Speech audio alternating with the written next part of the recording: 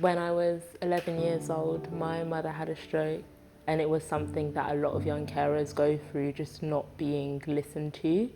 The people I've met through Action for Children, they were always willing to just be the adult behind the child.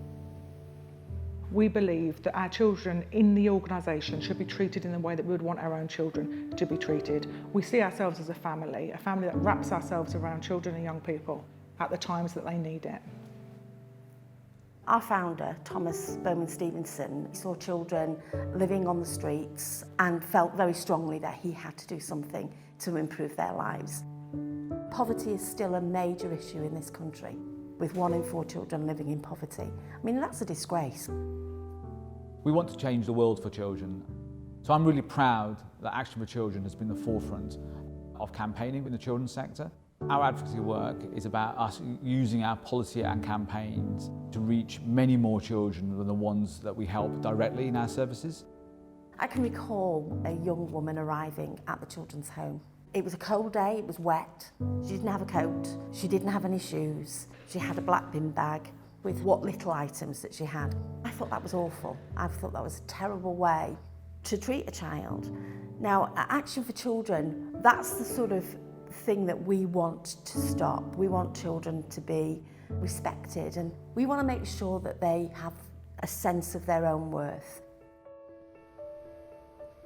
I have a young son who attends Action for Children Play Centre.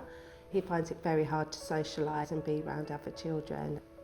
He's in a safe, secure, but most importantly, happy environment. They bring out the best in him. I think the thing that makes us different is the way in which we work with families, working with them, not doing it to them. We never condemn them, we never judge them.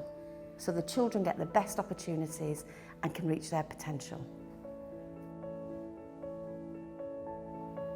So our vision is quite simply that every child and young person in the country has a safe and happy childhood and the foundations that they need to thrive.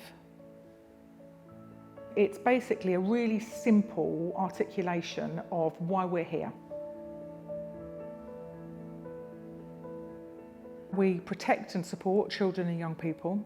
We provide practical and emotional care and support. We ensure their voices are heard, and importantly, we campaign to ensure lasting changes for the lives of children and young people. We are ambitious, we are passionate, we are inclusive, and we are collaborative. We are a huge organisation dispersed across 500 different sites. We've got 5,000 staff. We deliver a myriad of different services. Wherever we are across the organisation, whatever role we're in, it's the vision that we are all here for. That's what drives us, that's what motivates us. Now we have a clear vision, a clear mission and clear values. It's really important that we're able to talk about our work in the same voice that's much warmer, much friendlier, and it really represents who we are. We can talk to corporate partners, we can talk to government, we can talk to mums and dads, we can talk to carers, we can talk to children and young people. It's in our DNA. Wherever I go across Action for Children, what I encounter are colleagues who are so passionate about the work that we do. This is not a job for the people in Action for Children. This is what they believe in, and they go over and above every day to make sure that we're providing what children and young people need.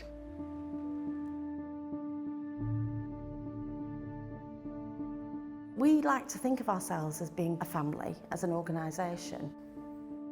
I feel like they're my children. I agree.